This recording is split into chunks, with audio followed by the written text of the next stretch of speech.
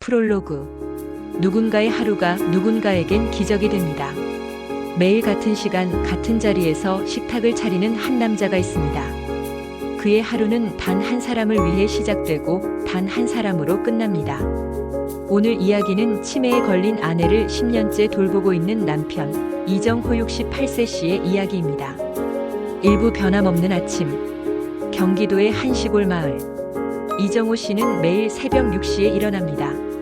첫 번째 일은 아내 김순자 66세 씨의 아침을 준비하는 것입니다. 밥은 부드럽게 죽으로 반찬은 잘게 다져서 아내가 좋아하던 미역국은 꼭 따뜻하게 데웁니다. 10년 전 순자 씨는 알츠하이머 진단을 받았습니다. 처음엔 사소한 건망증이었습니다. 며칠 전 일을 기억하지 못하고 물건을 어디에 뒀는지 찾지 못했죠. 그래도 그때는 농담처럼 웃어넘길 수 있었습니다.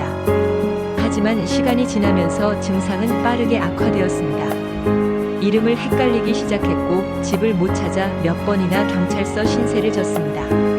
결국 5년 전부터는 집 밖을 혼자 나갈 수 없게 되었습니다. 정호 씨는 단 한 번도 아내 곁을 떠난 적이 없습니다. 하루 3번 식사, 정해진 시간에 약, 목욕, 산책.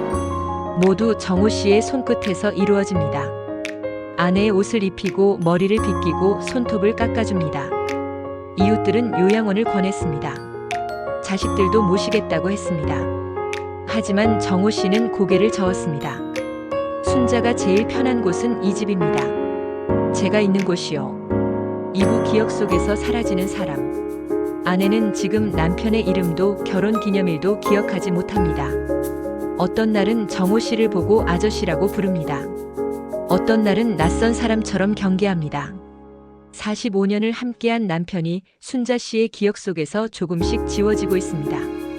가장 힘들었던 순간은 아내가 자신을 몰라볼 때였습니다. 누구세요? 왜 여기 계세요? 그 말을 들을 때마다 정호 씨의 가슴은 무너졌습니다. 하지만 화를 내거나 슬퍼하는 모습을 보이지 않았습니다. 대신 조용히 미소 지으며 말했습니다. 저는 정호입니다. 순자 씨 남편이에요. 아내는 고개를 갸우뚱하다가 이내 다른 것에 관심을 보입니다. 정호 씨는 그런 아내를 바라보며 조용히 눈물을 닦습니다. 그래도 정호 씨는 매일 아내를 순자야라고 부릅니다. 그 이름 속에는 함께한 45년의 세월이, 세 자녀를 키운 기억이, 웃고 울었던 모든 순간이 담겨 있습니다. 이름을 잊어도 괜찮아요. 제가 기억할 테니까. 3부 사랑의 루틴. 정호 씨의 하루는 정확합니다. 오전 7시 아침 식사. 아내가 천천히 먹을 수 있도록 한 숟가락씩 떠먹여줍니다. 오전 9시 약 시간. 하루 3번 5가지 약을 정확히 챙깁니다. 오전 10시 가벼운 산책. 집 앞 골목을 천천히 걷습니다. 아내의 손을 꼭 잡고. 오후 12시 점심 식사. 역시 한 숟가락씩. 오후 2시 낮잠 시간. 아내가 잠들면 정호 씨는 집안일을 합니다. 오후 4시 간식과 차. 아내가 좋아하던 과일을 작게 잘라 내놓습니다. 오후 6시 저녁 식사. 오후 8시 목욕. 가장 조심스러운 시간입니다. 오후 9시 잠자리 준비. 아내 옆에 누워 손을 잡아줍니다. 이 루틴은 10년간 한 번도 어긋난 적이 없습니다. 이웃들은 종종 묻습니다. 그렇게 힘들지 않으세요? 하루하루가 똑같잖아요. 그럴 때마다 정호 씨는 조용히 미소 짓습니다. 사랑은 기억보다 오래갑니다. 순자가 저를 잊어도 저는 순자를 기억합니다. 그것만으로 충분해요. 4부 기적 같은 순간. 그날은 비가 내렸습니다. 정호 씨는 우산을 받쳐들고 아내와 함께 산책을 나갔습니다. 아내는 비를 좋아했습니다. 비 오는 날이면 언제나 창밖을 바라보곤 했죠. 순자야, 비 좋아하지? 나가볼까? 아내는 대답 없이 고개를 끄덕였습니다. 두 사람은 천천히 골목을 걸었습니다. 빗소리, 우산을 두드리는 소리, 두 사람의 발걸음 소리만이 들렸습니다. 그때였습니다. 아내가 비에 젖은 손으로 남편의 얼굴을 만졌습니다. 정호 씨는 깜짝 놀라 아내를 바라봤습니다. 아내의 눈빛이 달랐습니다. 흐릿하던 눈빛에 무언가 선명한 것이 깃들어 있었습니다. 그리고 아내가 작은 목소리로 말했습니다. 정호 씨, 오랜만이에요. 그 한마디에 정호 씨는 아무 말도 할 수 없었습니다. 목이 메어 소리가 나오지 않았습니다. 그저 조용히 눈물만 흘렀습니다. 잠시였지만 분명 아내가 자신을 기억한 순간이었습니다. 아내의 눈빛은 곧 다시 흐려졌습니다. 순간의 기적은 금방 사라졌죠.